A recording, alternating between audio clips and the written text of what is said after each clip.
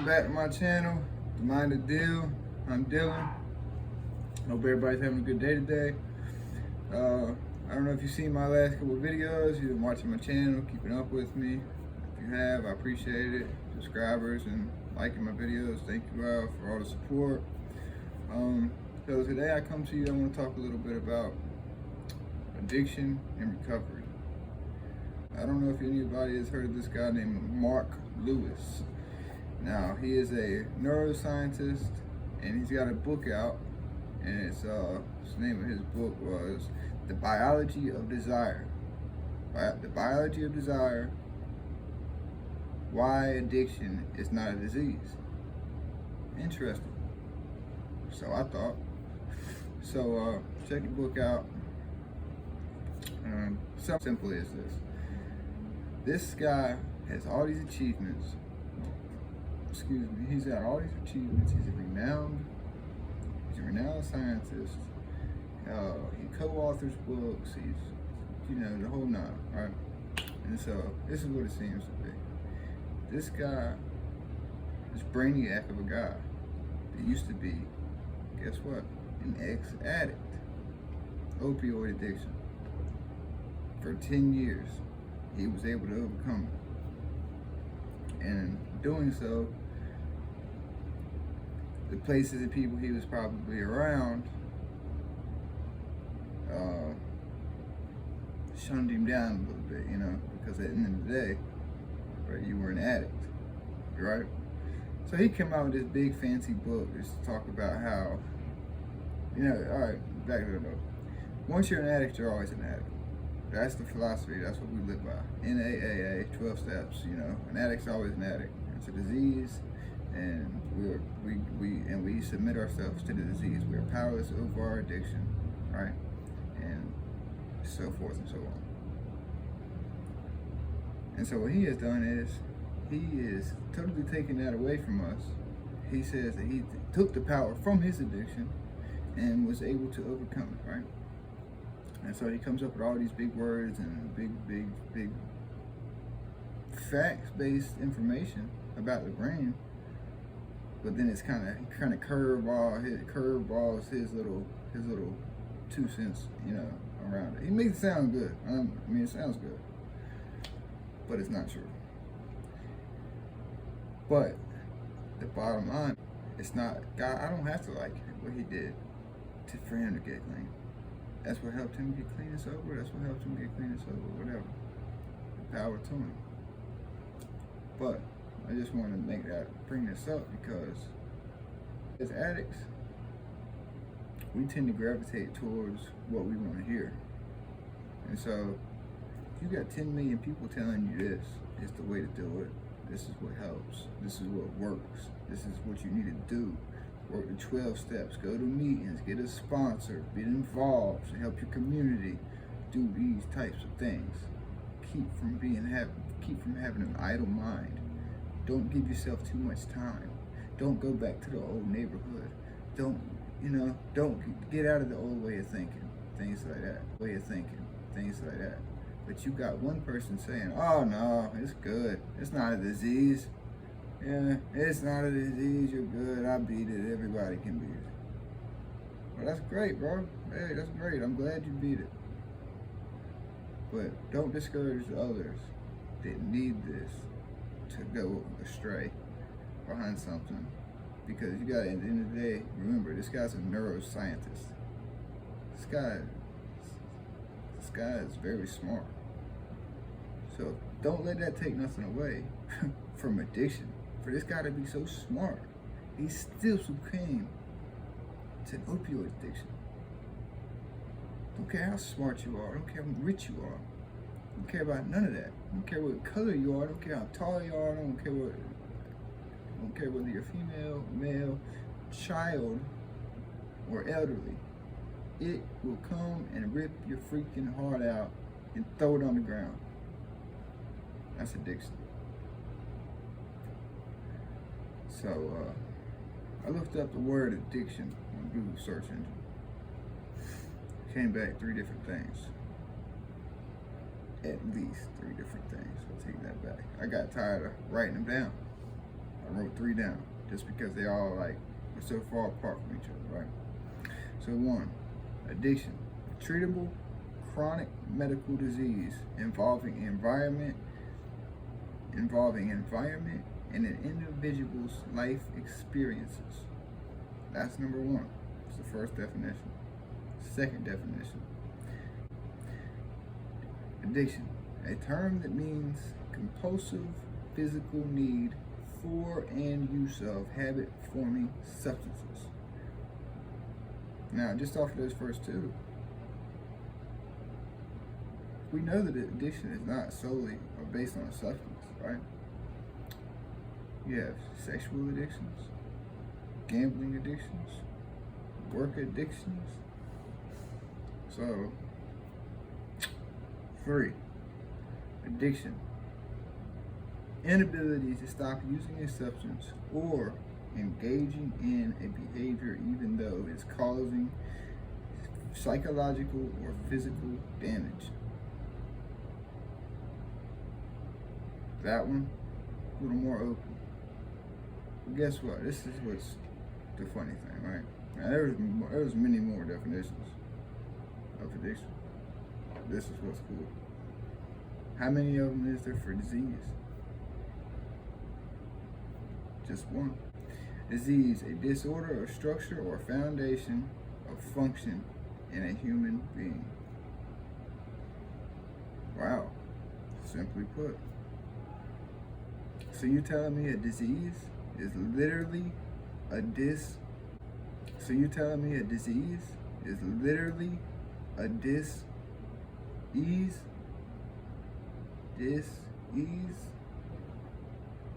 Hey. So, with that being said, I want you all to recognize one thing. The addiction of disease is without parallel the number 1 most neglected disease in America. The whole country? Are you serious? Yeah, I'm serious. Medicaid just started recognizing certain aspects for the addiction, right? Rehabilitation centers and things of this nature, but you can only go to certain ones. The nice rehabs don't take Medicaid. They want, they pick and choose. What does addiction lead to? It leads to all kinds of ailments, right? All kinds of diseases, if I say. But one of the main ones for intravenous use would be hepatitis C, and then HIV. And I mean, hepatitis C is a curable disease, but it still costs a lot of money without insurance. So why is it that these people that suffer from all these addictions and these different are not being classified the proper way? If addiction is a disease, if you look addiction up, type it in on the search engine, addiction is a disease, it comes up as it being recognized as the disease, right? So they're recognizing that it's a disease, but they're not treating it as one. I'm confused. How can you say one thing and do another? I mean, but then when things come time for you to need the people, when you need us, you expect us to be there, right? This country is in shambles behind addiction alone. I mean, there's so much that needs to be done, but there's only so many people trying to do it.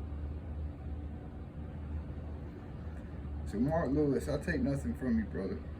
I think what you did was remarkable. I just advise people to steer clear, because if you don't have the willpower that Mark Lewis had, and you don't have, I'm not saying that you're stupid, I'm not saying that you're dumb. You're great. You're you, and that's all that matters.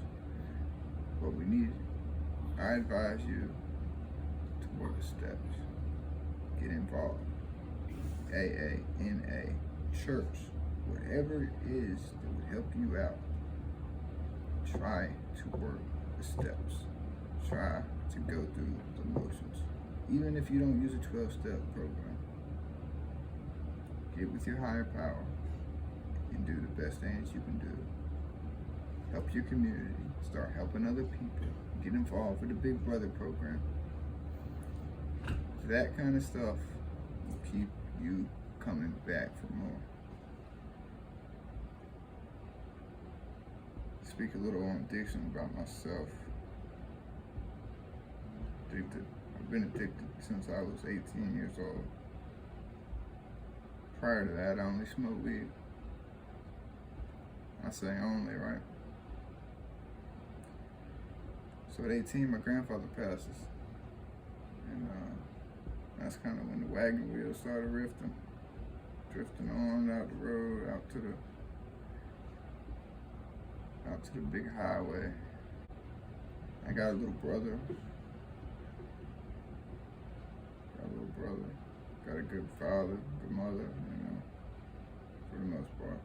Grandfather passed. 2 years later, my grandma passed, and they were my foundation. They were my rock. I kind of kept it kosher until my grandma passed. I just started doing the pills and stuff, and granddad passed, and easing into it, And I just wish that I would have been more prepared to deal with my problems, because I've always been a sensitive individual. So when my emotions get with me, they bother me. And when I feel sad, I turn it into anger. And when I feel anger, I turn it into rage. And that's just how I've always done. These hands have got me in more trouble than anything else. Prior to me going to prison, like I said, I had a little brother, man, but I wasn't there the way I should have been there as an older brother. I wasn't a positive influence in his life. I set the tone for what not to do in his life. And to this day, my brother, he doesn't do drugs. I sit in prison worrying if my brother's smoking weed. There's people going around this town nowadays. You could think that weed's okay, right? It's legal. You might even have a card in your pocket say it's okay to smoke weed, right? Guess what? There's people with cards in their pockets to say it's okay to drink alcohol too. And it's killing them. An addiction is an addiction. But the worst part of it is, it's everything that they're doing is so that you keep you coming back. They don't care if you die or not. I just had a friend die last Friday. Just found out 2 days ago. And kind of made me take a couple steps back, I didn't know that he was using them recreationally too, right? And so, without getting into it, this is just the people that you allow yourself to be succumb to around you and influence your decisions. And so he started using fentanyl. And fentanyl started using him. But instead of me getting upset and not knowing how to deal with my emotions like I would have before, took a step back and I thought about it, and I said, you know what? I'm grateful today for the time that I got to know this guy, this genuine person, right? I'm grateful for everything that we were able to share with each other. Instead of me going back to my old ways and using this as an escape route to go out and use again and say, my friend just died, I deserve this. That was me. I showed up to my grandparents' burial so high I barely remember it. I was in the bathroom that morning for 2 hours and never even got in the shower. My dad's best friend, his name was Gary. He came back, he was in the military, served, good dude. Got around this woman, she started influencing him. Next thing you know, they found his body in his apartment. Been dead for like a week. Those people who act like they're our friends who we're using, they're not our friends. They don't care about us. They'll take everything you got and push your body out the car. When I say recovery, I'm thinking to recover from like the process of change. Process of change. And anything to improve your health and well-being is recovery. And so today, I put my recovery first so that the rest of my life doesn't come last. I'm gonna say it again. Today, I put my recovery first so that everything else in my life doesn't come last. I'm more scared of dying and not making something of my life. To thank those who gave me life for what they sacrificed before me. Because that's one thing as addicts that we don't appreciate, is the sacrifices other people made for us. Every single thing in this world takes sacrifice to have. When we get up and we quit a job because we don't want to go today, we got drunk, high last night, didn't go to sleep, show up high or drunk for work and lose the job. All these responsibilities, you gotta pay for them at some point, right? And so at an early age, I picked up the habit. See, as human beings, we are creatures of habit.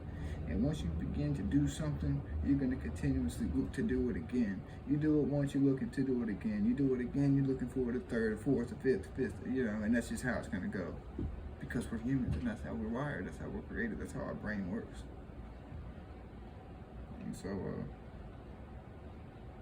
I remember quitting the band in 6th grade. I didn't make drums. I made it, I passed it, but she wanted to keep me on the baritone instead.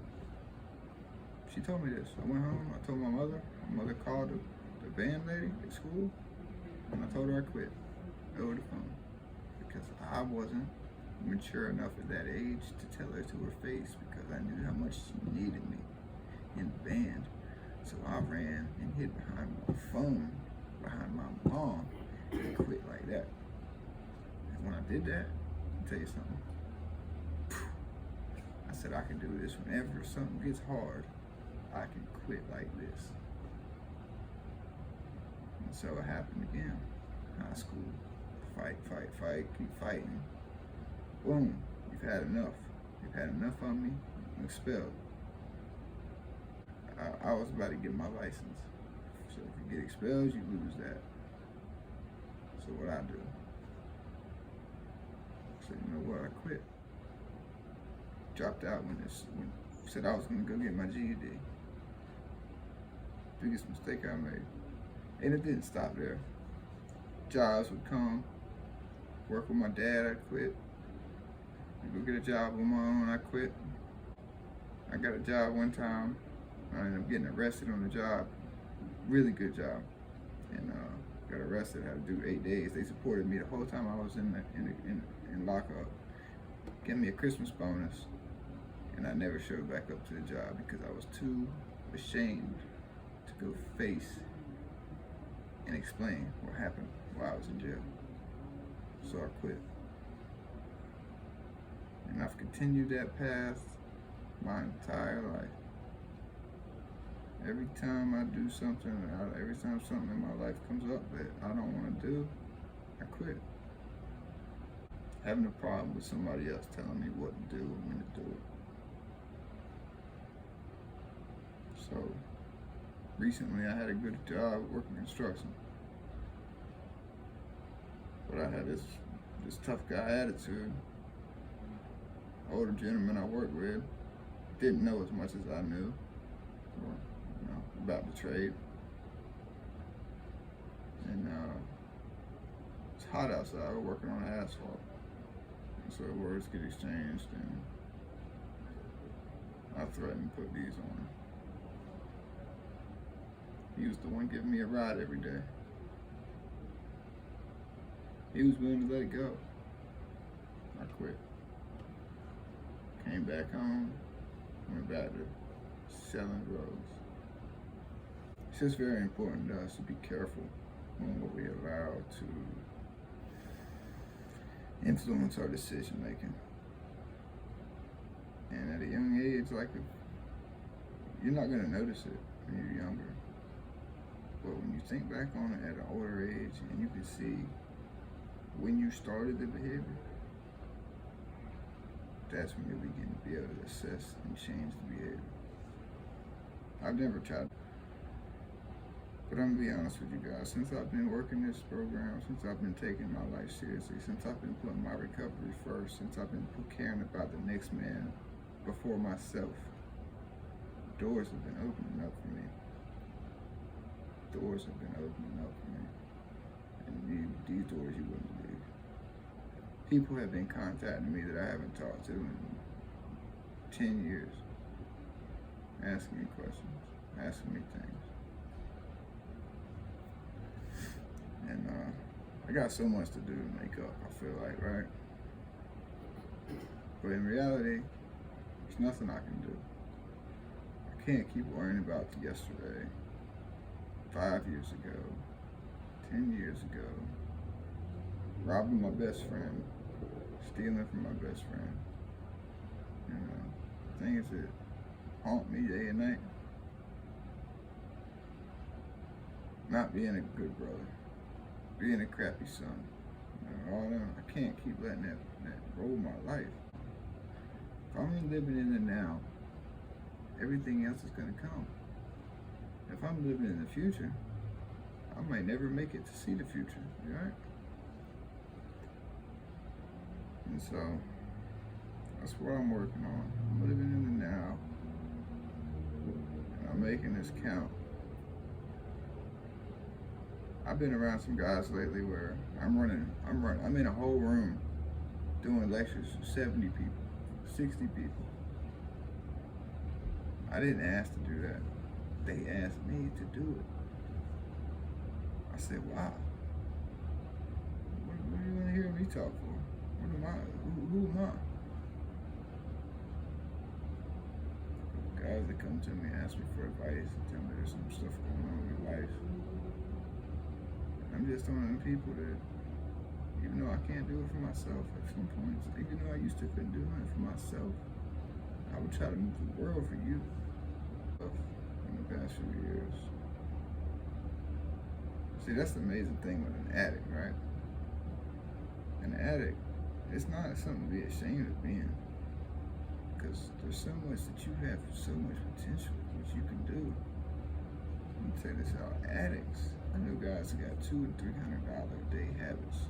They wake up in the morning with not a dime in their pocket, go to sleep at night with the same nothing in their pocket. And they've reached their full peak of their habit, if not more, still got drugs, never had, never had $1 in their pocket. But can we take them same abilities and use them in a positive way? Absolutely. All right. Imagine the drive you had to go get that, and to take that energy and to put it into something that really that you really care about or really matters. Right? What could you do? I mean, the possibilities would be endless in what you can do. And nobody else is gonna help us. We help each other. That's just how it goes. We help each other.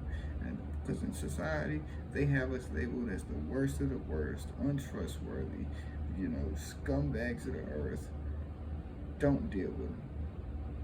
Now, there's some of you out there that grew up in this environment that you never used, right? I know that addiction is not something that's passed down in your gene. It's just not. Now, those of you who were raised in a toxic household where your mother or father were a drug addict and you grew up and you just hated drugs, you're a testimony of that. Those of you who were the opposite, parents were a drug addict and you're a super drug addict too, the reason that you chose to do drugs is because of the environments that you were exposed to, the friendships that you attained growing up, and maybe the secrecy of the whole concept, or the sticking your nose up to the regular people, or maybe it was the way that you grew up and the things that you didn't have, and the other people that were taunting and picking at you made you feel like an outcast. They know this. So everybody at some point in their life when they're dealing with things, they need somebody to talk to out loud. They need somebody that's going to listen to them. They need somebody that's going to give them positive feedback. Addiction, man. Jails, institutions, and death. That's what you get. Nothing more, nothing less, baby. It was like this. God grant me the serenity to accept the things I cannot change, courage to change the things I can, and the wisdom to know the difference. And 9 times out of 10, they end it with just for today. Because that's all it is. It's just for today. Just for this minute. Just for these 30 seconds. Just for this last 30 minutes. You can hang on. Just one more. Just one more. Just one more. Don't put yourself out there to 3 days, a week, this, the month. Nah, focus on now. You stay sober for 10 minutes. Can you go 30 minutes without drinking a beer? That's where you start. Next thing you know, been 72 hours clean. Next thing you know, 96. Next thing you know, 14 days. You know, it takes us 6 months just to start coming back around from the abuse that we did in our body. It takes us 2 years for our brains to heal from the drug use that we put our bodies through. They say addiction is not a disease. When I stopped using, I was miserable for a long time because my brain didn't know how to process and produce the dopamines that it was used to getting. I'm on 900 to 1,000. My levels, 900, 1,100, that's my levels of dopamine per day. To go back to just naturally processing it. Oh man, I was miserable. Your weight's getting up and you're feeling good, you're on your feet, you know what's going on, you're getting clothes, you got some money in your pocket that you're not spending on booze and drugs. Man, that's but the best part is when that person comes to you and asks you, how did you do it? And then that's when you realize that you're doing it.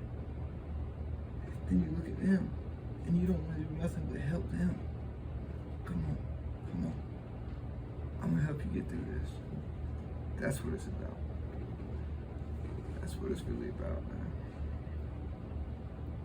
Some of the keys to identify your life for addiction will be reading this off this paper here that I wrote down earlier. One is going to be preoccupation with your behavior. 2 is going to be instant satisfaction or relief. Addicts, that's all we want is instant gratification. Instant relief, right? Guess what? It's only temporary. We got to use it again and again and again and again and again every time we need it. waste. Loss, control, and negative consequences. Amen to that, right? You got all these reasons not to use. You can only think of one reason to use. Because it feels good. It's not adding up. Something in life that pain is gonna come. Pain is not an option, right? Pain is mandatory. To go through life, if you ever had anything in your whole entire life that came to you easy, that you didn't have to work for, and that was worth having, if you did, then you're one of a kind. Because I've never met somebody who had something that was worth having that they didn't have to work for. Pain is mandatory. Suffering is not. And that's what you need to remember. That's what's important to you. Look at them kids you got. Look at your parents. Look at your brother. Look at your sister. Look at yourself. You. It starts with you, bro. It starts with you. But that's all I got for today, guys. Thanks for watching. If you watch, subscribe on videos. From the Mind the Deal to all my people watching, have a great night.